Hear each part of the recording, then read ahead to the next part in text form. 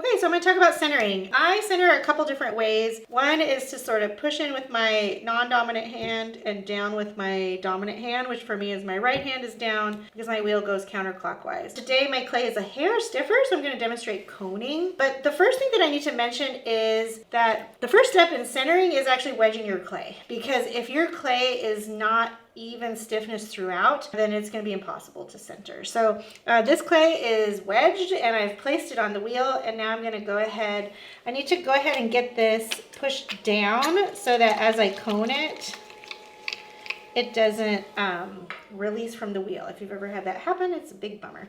I mean, you just have to reattach it. It's not a big deal. But next thing what I'm going to do, so I just kind of pushed down, and I did push in because I don't want this to get too wide at the base. And then I'm going to talk about anchoring your arms. So I sit really close to the wheel, and I get my elbows into my body, and I'm just going to lean into it. Don't anchor here so your whole torso is into it, but you know, it's mostly with your arms. So if you think about this, so I'm pushing with this part of my hand on my left hand. It's really strong because it's coming all the way from up my arm and my body. So if I was just kind of out here, I'd be relying on hand and arm strength. So I'm not going to rely on that. So let me go ahead and push in. So I'm pushing in with the heel of my hand. You see how that's getting narrower?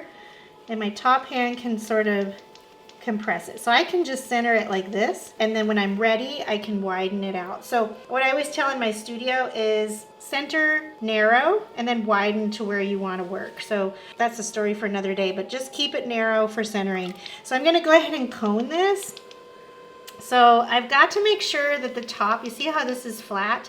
If I just start coning this, it's going to get this dip in the middle and it'll be concave, and that would trap air when I bring it on the way down. So the first thing I have to do is take my right hand, just push down on that corner and make the tallest part of my clay the middle. So now I'm going to go ahead at the bottom. I've got my arms anchored into my body, and I'm going all the way to the bottom, and I'm squeezing this clay in and get that base narrow, and then I'm going to come up here and squeeze this in.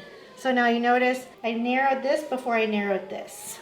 Now what I'm going to go ahead and do is I'm going to guide with my left hand. That's going to be up here, and it's the part where my thumb meets my palm. I've got my elbow anchored. If your leg can't be high enough to anchor it, just put your foot on some bricks, something like that. So now I'm going to take my right hand and I'm going to push this. Oh, it's almost like you're trying to push it over.